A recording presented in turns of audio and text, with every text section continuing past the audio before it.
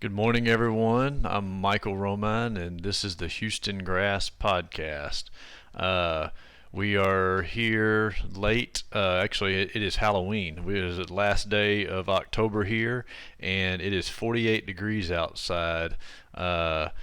I was at my mom and dad's this past weekend, and we were sweating getting ready to put on Halloween for the kids this past weekend, and in shorts. And today I've got it's not quite the same story, but what we hear is we're going to be back to the 80s this weekend. So it's a wild ride here. Probably lots of confused landscaping, plants and trees and grass included. Everything, the rains have kind of continued. Everything has greened back up from the drought from the summer. You ought to absolutely be able to tell what is going to come back and what is not. We are talking to lots of folks every day that are wanting to replace grass that they see plainly now that is not going to come back in their yard. And we're also getting a lot of pictures of people sending us. I talked to a guy yesterday. So why is the grass switched in my yard? And it's because where the St. Augustine died, common Bermuda grass is coming up in those places. I tell everybody, any empty slate you leave in this part of the world, bare dirt or dead grass, common Bermuda grass, and maybe a few other weeds are what's going to come back. So now is certainly still a fine time to plant grass. We are having this little cold snap, not going to hurt anything.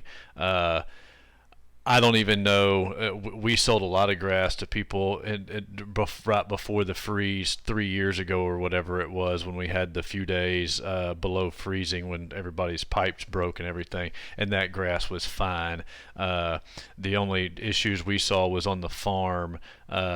The grass that had just been cut, that was still real fresh and exposed, it zapped some of that, but even that came back. So I just don't see any downfall to do it, to planting grass this time of year. People ask us the best time of year, and we're always going to say March, April, and May with the moderate temperatures. But obviously, if you can avoid summer, do it. But fall is just fine time to plant grass, and we will be here.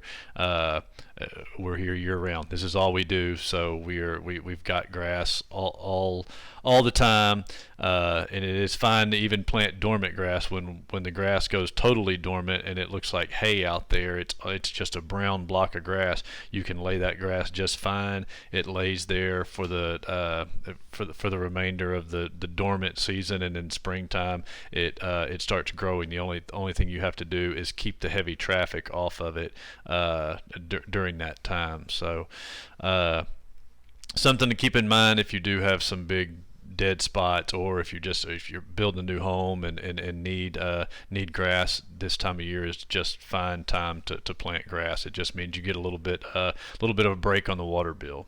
So some other things I want to talk about here are the fertilizing and pre-emergent. If you look at most of the schedules, it mentions the Nitrofos Fall Special, putting that out. It says October.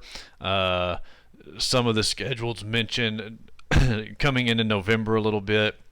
I will say that we have sold out of the fall special, and we are not going to get any more of it. We're just too close to the end of it. If you haven't done it by now, this weekend again, it's going to warm up. That plant will take up some fertilizer when you get in the 80s like that. It's probably not the end of the world, but it really needs to be done immediately if you haven't done it already, or just catch it in the springtime. So pre-emergent is the same way. It is also an October application, and September, October application, I guess. And if you haven't gotten that down, we're just on the cusp of that passing by as well.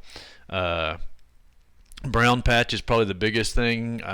With these cool nights, it is going to absolutely blow up. I think we are still getting the moisture, so moisture plus cooler temperatures this time of year does equal brown patch.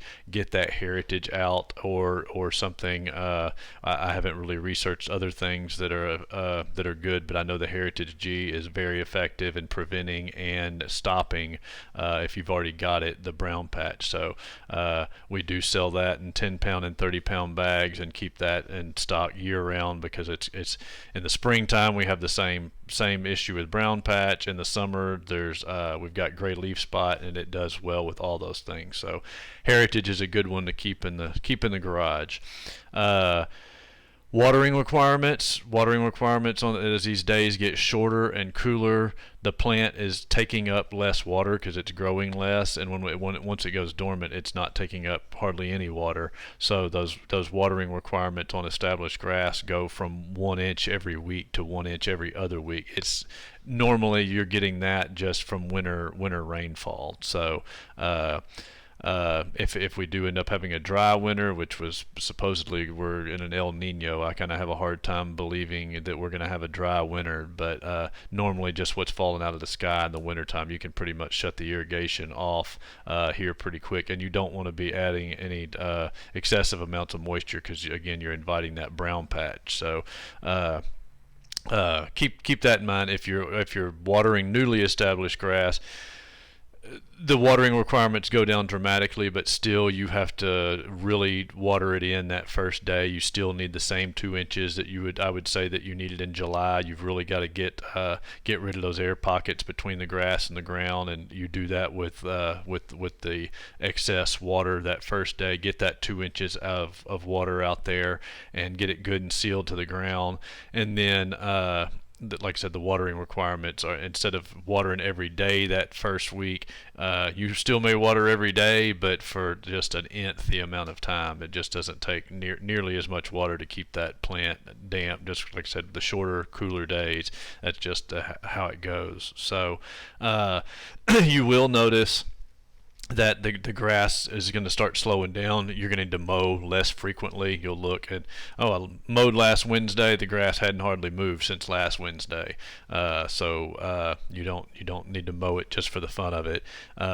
You'll also see they're talking about a frost and even a freeze in some areas coming in the next 2 nights. You will notice the Bermuda grass. Bermuda grass is first. They're the first thing to go off color. Usually they're going to get the day or two after a frost. You're going to notice everything kind of goes a purplish color, and pretty quickly it's going to be followed by brown. Now this weekend when we get in the 80s again, it will start new growth, and depending on how long it is, you'll start to see new green shoots coming up out of there, and depending on how long it is before we have another frost or something like that, it may totally green back up. This is Texas, and crazier things have happened. So St. Augustine will start to lose its color too. Now is not the time of year you're trying to have a bright green grass. Don't go adding fertilizer and adding nitrogen to it. Trying to bring that. You need to let that plant slowly go into dormancy. It's doing what it's supposed to do as it loses color this time of year. So keep that in mind as well. And another good thing that's good to mention, and I mentioned it last month, is the core aeration. It is a good time of year to do that as well. I know not many people do. There are services out there that offer it, but it's a real good practice that you would get a lot of good value out of if you take the time and or expense to do it.